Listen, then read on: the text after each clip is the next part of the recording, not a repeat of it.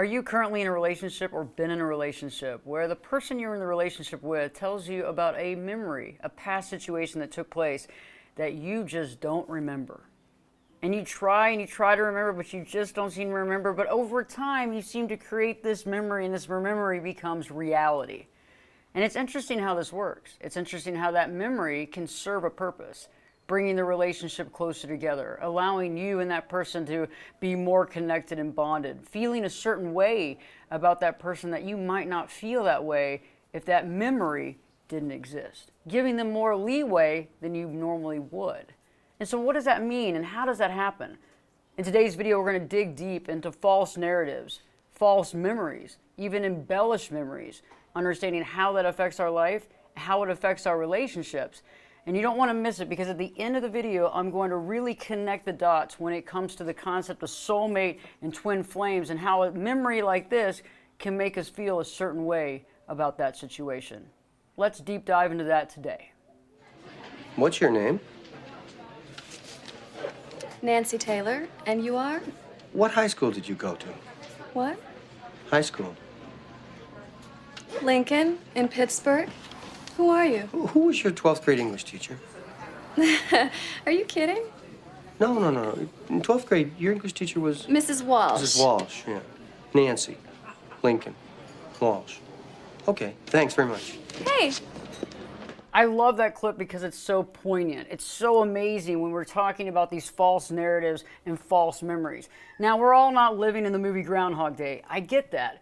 But it's interesting how he creates this. He's asking her all these questions because later on, he's going to come up to her and talk with her, and she's going to believe that she remembers him from high school. Let's watch that clip now. Nancy? Nancy Taylor? Lincoln High School! I sat next to you in Mrs. Walsh's English class. Oh, I'm sorry. Phil Connors! Wow, that's amazing. You don't remember me, do you? I even asked you to the prom. Phil Connors? I was short and I've sprouted. Yeah. Gosh, how are you? Great. You look terrific. You look very, very terrific. Listen, I gotta go do this report. Are you a reporter? I'm a weatherman with Channel 9 Pittsburgh. Wow, gosh, I should have known. That's great. But maybe later we could... Yeah, whatever. Stay right here. Promise me? Yes. Okay, I'll be right back. Okay. Wish me luck. Good luck. I love that clip. And you see, she instantaneously, oh my gosh, and he's like, Phil Connors? Oh my gosh, I remember you.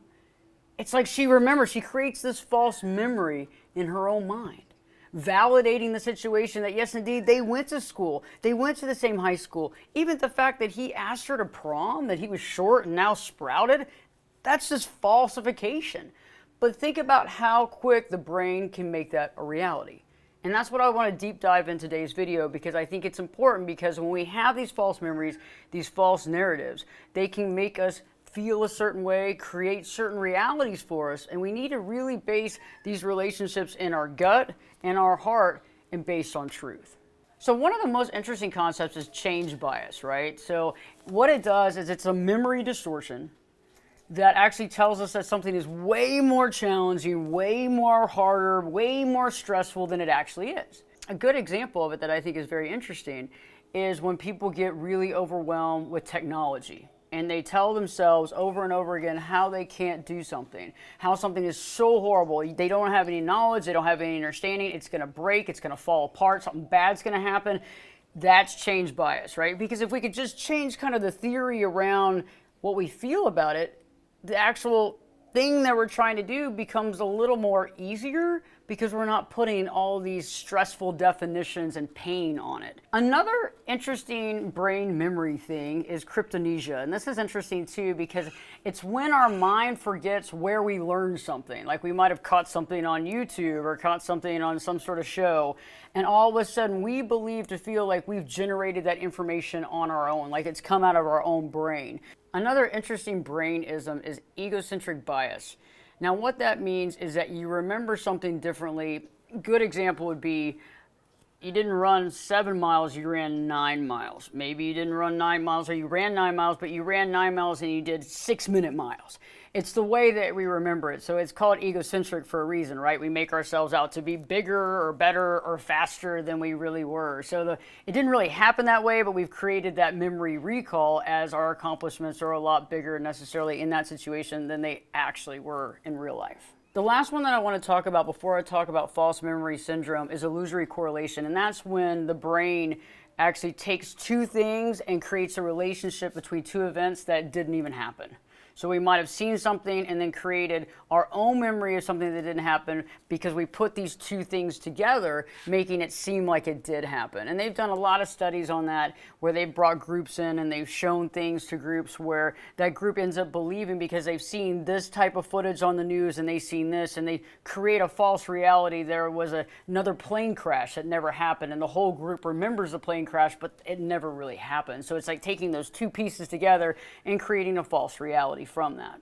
So now let's deep dive into the false memory syndrome. And this is what's interesting. And the reason why I think this is so interesting is that when we talk about relationships, we're not always creating the false memory on our own. It could be being told to us, saying this is what happened, and then we go by that and we say, oh gosh, I remember apparently we met when I was 17 at that party, and so this is serendipitous, the fact that we've reconnected when we're 30, and we are supposed to be soulmates, it's supposed to happen, this is reality. Now, did it really happen or not? And so false memory syndrome is when the individual with that false memory actually centers their entire life and personality around incorrect events, incorrect memories that didn't take place, okay? And there's a lot of danger with that. Now, an extreme danger, and I'm sure that some of you know about this from parental alienation, is when a parent is telling the child that the other parent physically abused them, sexually abused them, and how that creates the false reality within the child, making them hate the other parent, making them believe that the other parent is an abuser, a predator, and then seeing them as that, even though unfortunately the other parent never participated in that abuse. And that's an extreme, right? But the reason why we're talking about this is we have to realize how the brain works and how it can really bring us together in relationships that we might not be as close to that person as we think we are, because we're basing a lot of it on this memory that we've been told that we just don't remember. So what I'm saying here is we don't want to go on and condemn anybody in our life that tells us about something that happened in the past with us and them and think, oh, this is false, they're full of shit, whatever it is. We don't need to go there.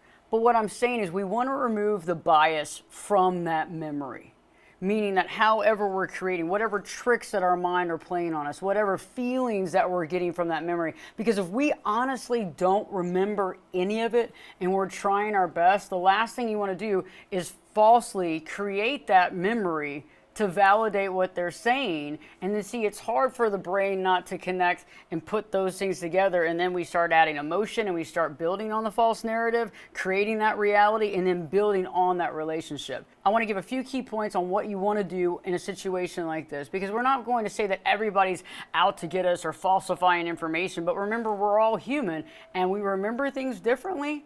And that's something that's very important to take into consideration. So first off, when someone tells you a story you don't remember, it doesn't necessarily mean it's false. It just means you don't remember, okay? And I don't want you to try to force yourself to remember something, because we don't want to create a false memory. And that's important. So if you don't remember, maybe at the time you don't have to sit there and say, I have no idea what you're talking about. Maybe listen to it, take it into consideration, and maybe later on that night, think about it. Really analyze it. Do you remember this happening? Not trying to force it. Can you piece it together with other things that happened around that time period? Is there somebody you could even call to even validate that that took place? Because that could be very interesting too, if there were other people involved, to be able to validate it. And I'm not saying that you think this person is lying. I'm just saying, let's see if this memory is correct.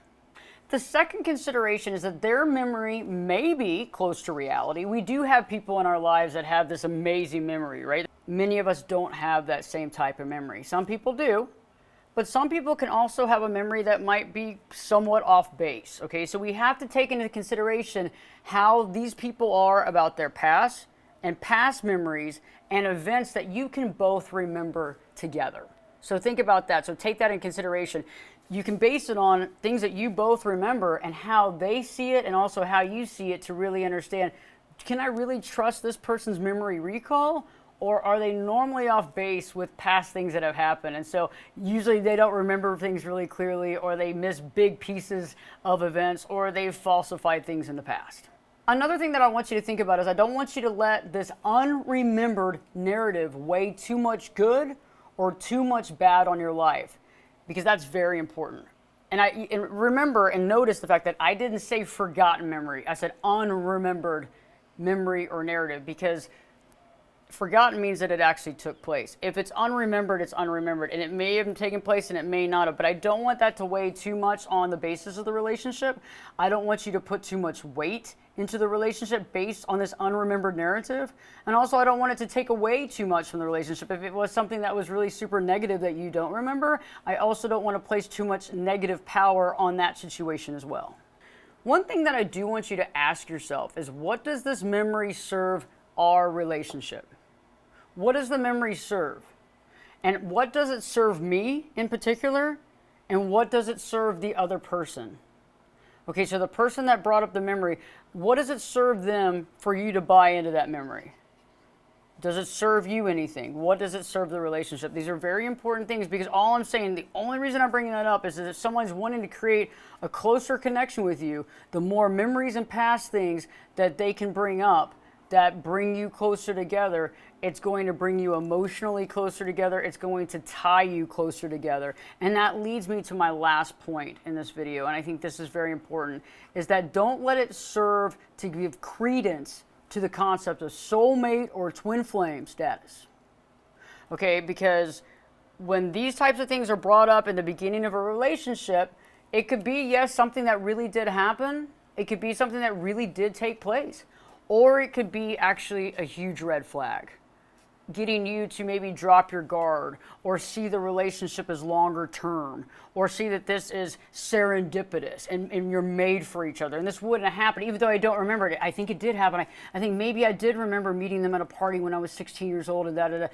Okay, but again, I just don't want to put too much energy and effort into that, and that defining the relationship. And so ultimately, if you don't remember something and you don't know it to be true, you have to be a little unbiased by it and be able to take that memory and whatever that is and really set it off to the side, not trying to believe it, not trying to negate it, but don't let that piece of the puzzle that we don't remember play a huge part in creating more connection or more division with somebody in your life. I hope that you found this video fascinating and really connected with how our mind works and how our mind can really be there and help us to get through situations, and it can also maybe sometimes play tricks on us.